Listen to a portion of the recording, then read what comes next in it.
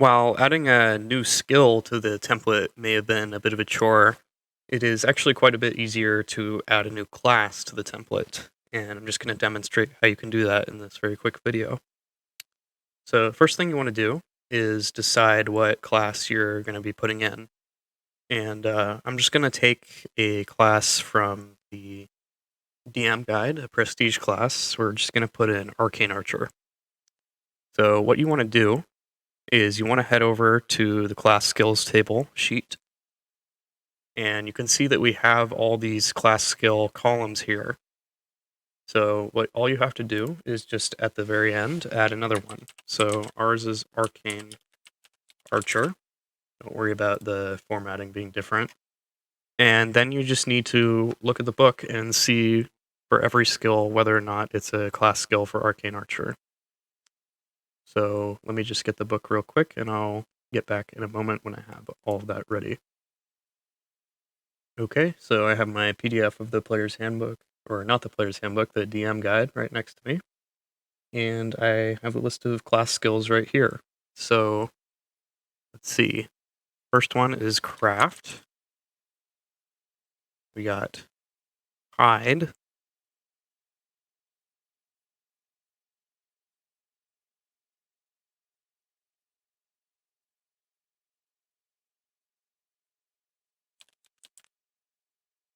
So you gotta put yes.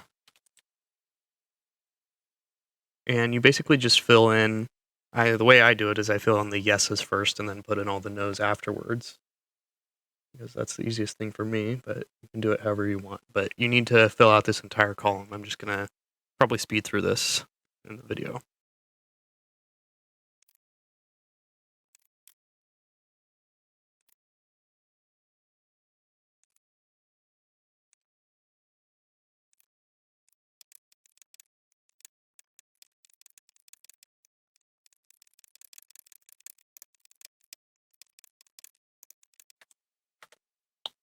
All right.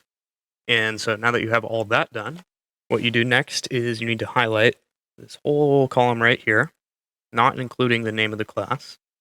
And you're going to want to right click and you're going to want to click on define named range.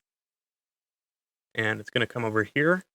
And basically what you name it is just Arcane Archer. And since it says a space there, we have to put an underscore, unfortunately. But once we do that, then it's all set. Last thing we need to do is go over to this sheet over here, base skills table.